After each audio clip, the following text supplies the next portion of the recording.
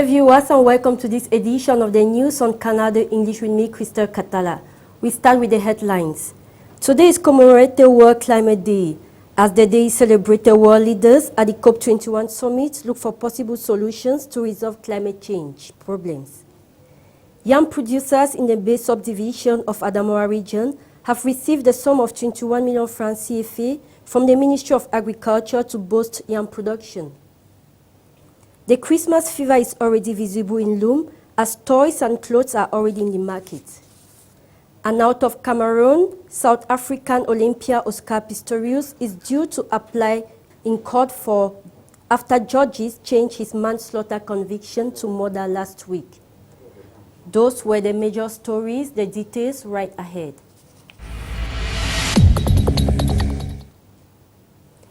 Yam producers in the Bay subdivision, a locality in the Adamawa region of Cameroon, has received material support from the Ministry of Agriculture aimed at boosting yam production and their revenue.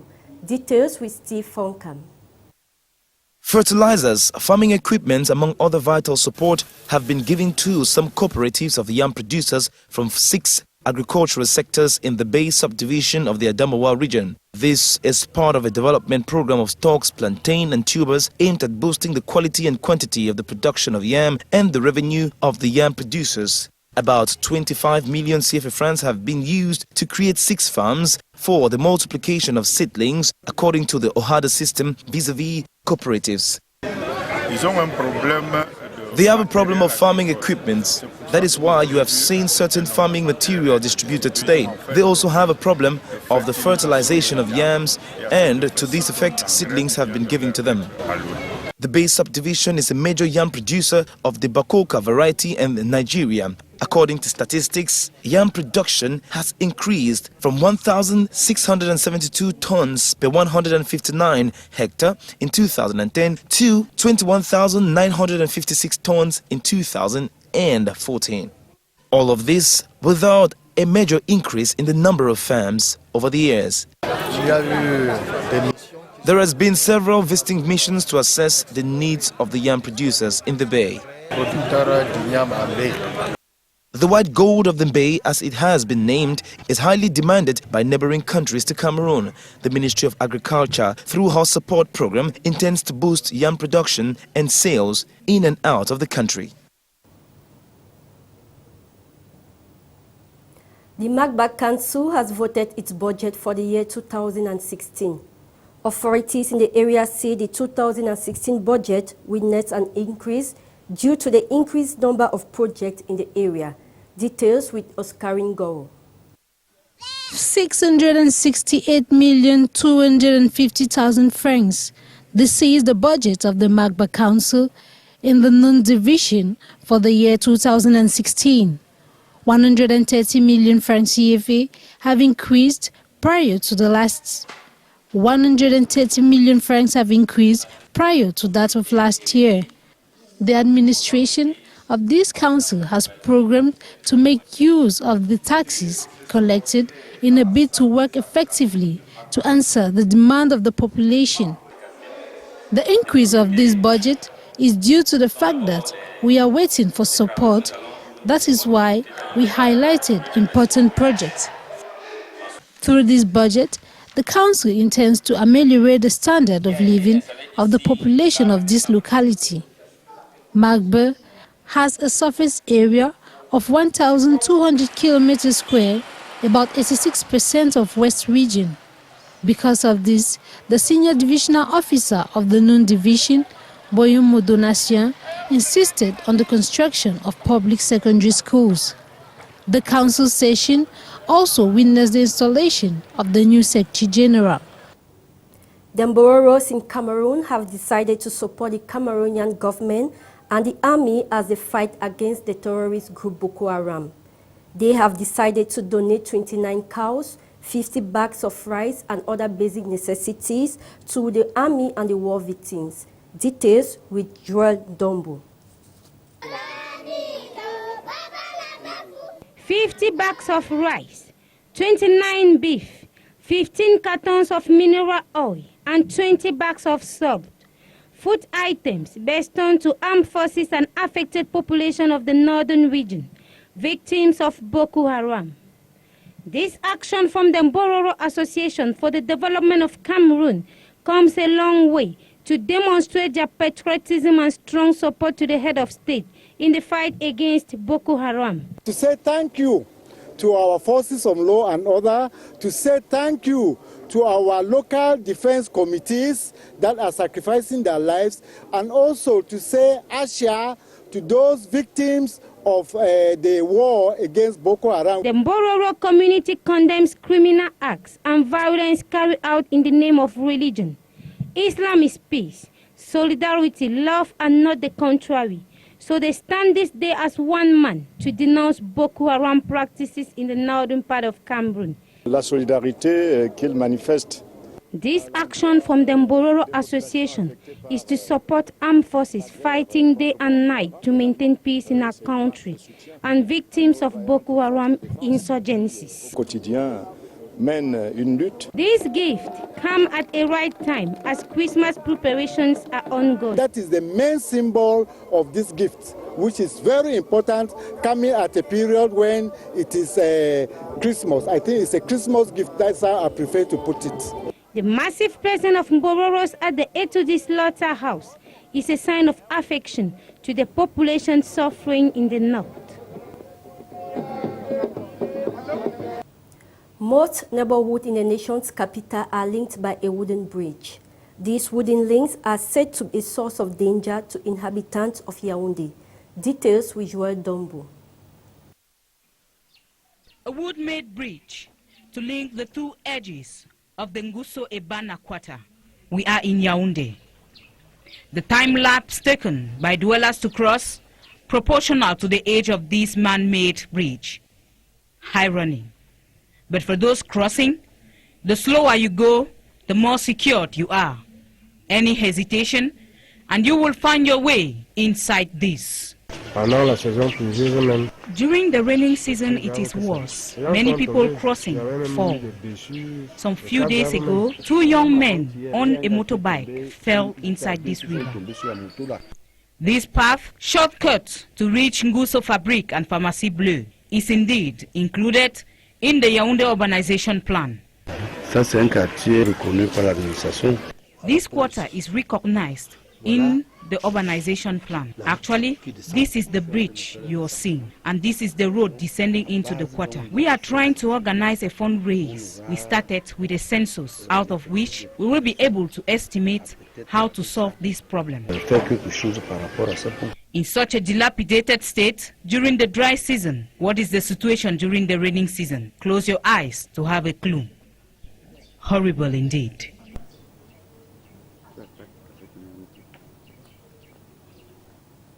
The construction of the Vogada stretch of road has been halted for close to 2 months now. This has a negative effect on inhabitants of the neighborhood. Details with Carol Kemaju. Here at the Konya Junction, it is survivor of the fittest, as the Yaoundé Urban Council constructing the road stopped some months ago. Inhabitants of Essos Mvokada are disappointed, as their wish for the reconstruction work to be over is like a faraway dream. Activities in this area have been paralyzed, as their principal road linking Essos Mvokada is out of use. Our work is no more moving. The work has stopped since about more than 4 or 5 months today. Then secondly, we don't have any means of people crossing from the exhaust where they from the market side to the Mvokada side exhaust. People live here. When they come return, they go to pass round through a Venetian before going to a source. This sand, gravel and stones is a clear indication that the project master from the Yaoundé Urban Council has the intention to finish the road. But for population, the question is when, because their sufferings are becoming very heavy as days goes by. And my customers all have escaped. We don't have any customers again. Look at the garage, you yourself look at the workshop, look at the house, it's empty. So it had much effect on my job. For inhabitants of this area, everything that is neglected always causes more harm, as the problem of this road was not taken in consideration. I've found an old road before. After some time, the people, they can't walk, they walk on the road. When they walk on this road, there was some pothole. They dig a very big hole. Inhabitants of Esos Mvokada are crying out for help as they wish their road could finish before the new year. The Christmas fever is already visible in Loum, in the Mongo division, a locality in the littoral region of Cameroon.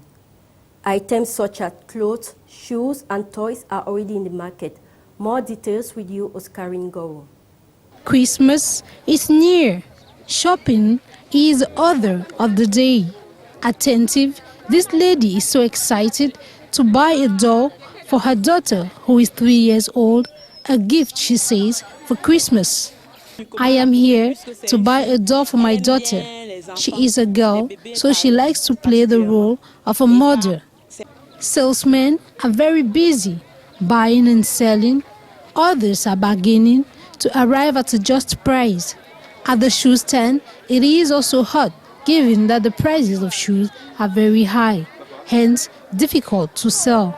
Some 3 weeks to the end of the year, shoes, clothes and toys have invaded the Loum market.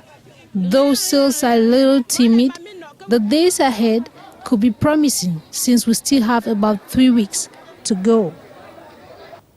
Weekly activities to mark the 500th edition of the newspaper Épervier are ongoing.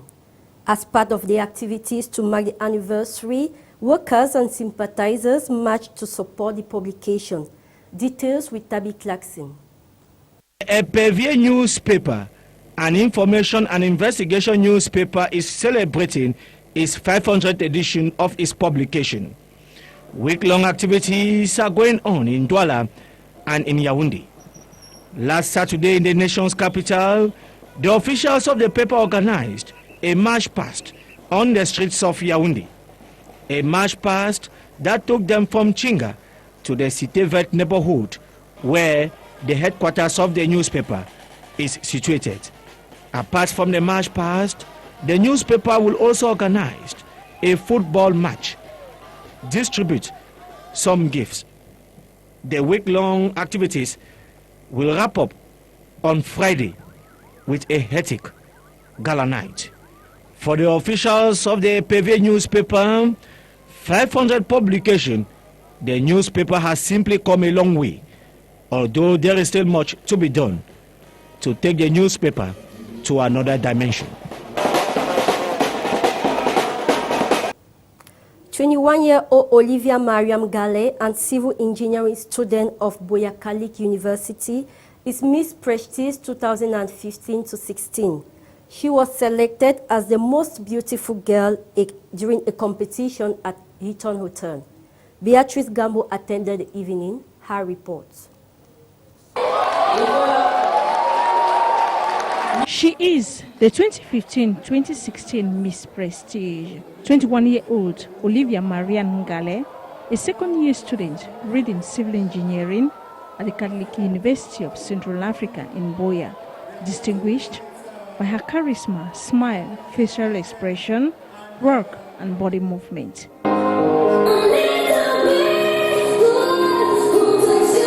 She's here receiving her sash and ornament from the hands of the president of the organizing committee, Marina Fankem Chase.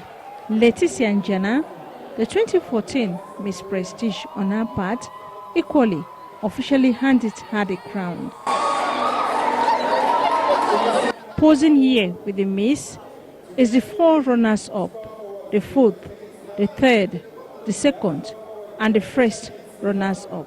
The different candidates placed their charm to test in the different outfits, such as that of the sponsor, traditional wear, swimming suit, evening dress, and normal outwear.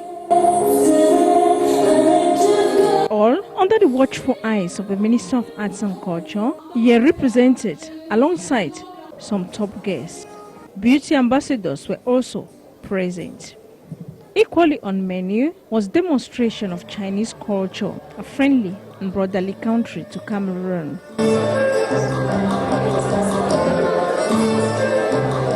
And so the end of the over 6 months of activities. The theme for the second edition of Cameroon Miss Prestige is Women at the Service of Peace and Cultural Values. Today is commemorated World Climate Day. As the day is celebrated, world leaders at the Paris Climate Change Summit look for possible solutions to resolve the problem of climate change. Out of the country, South African Olympia Oscar Pistorius is due to apply for bail after judges changed his manslaughter conviction to murder last week. Details in this report. Pistorius now faces a minimum of 15 years in jail sentence for murdering his girlfriend River Steenkamp in 2013. The 29-year-old killed Miss Steenkamp on Valentine's Day after shooting 4 times through a locked toilet door. He is currently under house arrest after spending 1 year of his original 5-year sentence in jail. Pistorius is a 6-time Paralympic gold medalist whose legs were amputated below the knee as a baby. He made history by becoming the first amputee sprinter to compete at the Olympics in 2012, running on protected blades. Last week, South Africa's Supreme Court of Appeal accepted prosecution's arguments and ruled that the lower court did not correctly apply the concept of dolus eventualis, whether Pistorius knew that a death would be likely result of his action. Republican Trump demands a total and complete end to Muslims entering the U.S. in the wake of the deadly California shootings.